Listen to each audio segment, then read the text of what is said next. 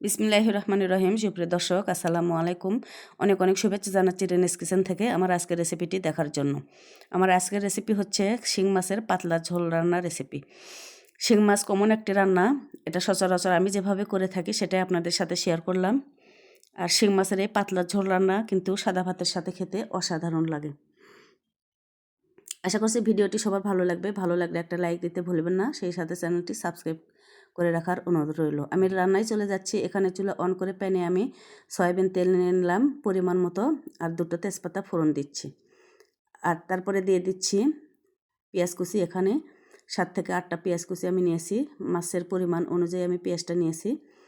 আর কাঁচামরিচ এখানে পরে ইউজ করব। পেঁয়াজটা সামান্য একটু গোল্ডেন কালার ধরে আসলে আমি মশলা অ্যাড করার আগে পানি অ্যাড করে নিলাম, যাতে মশলাটা পুড়ে না যায়। এটা ছিল মাছের মশলা, হাফ চা চামচ ধনিয়া জিরের গুঁড়া ছিল হাফ চা চামচ, লাল মরিচের গুঁড়া 1.5 চা চামচ, লবণ স্বাদ মতো নিয়ে নিলাম, আর হলুদ দিচ্ছি 1 চা চামচ, আদা রসুনের পেস্ট দিচ্ছি 1 চা চামচ একটু উঁচু করে। এবার মশলাগুলো পেঁয়াজের সাথে একটু নেড়েচেড়ে মিশিয়ে নেব, যাকে বলে কষিয়ে নেব। চুলার হিটটা কিন্তু মিডিয়ামে থাকবে।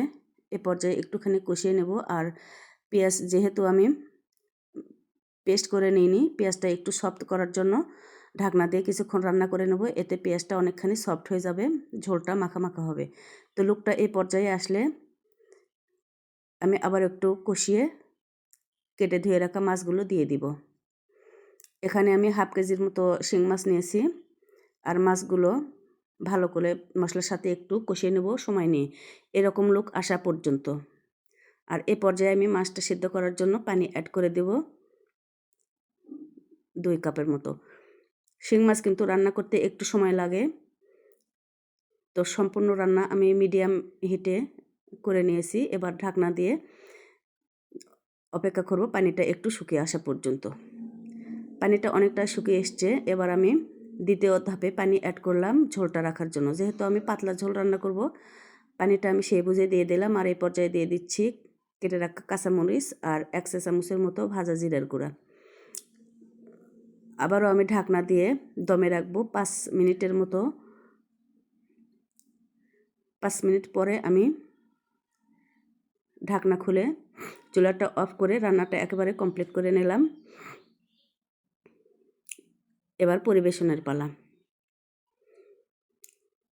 তো দর্শক, এভাবেই তৈরি হয়ে গেল সুস্বাদু মজাদার শিং মাছের পাতলা ঝোল রান্নার রেসিপিটি।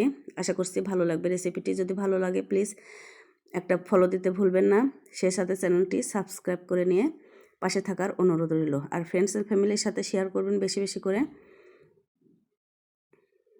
পরবর্তী রেসিপি দেখার আমন্ত্রণ জানিয়ে আজকে বিদায় নিচ্ছি। সে পর্যন্ত সবাই অনেক অনেক ভালো থাকুন। আল্লাহ হাফেজ।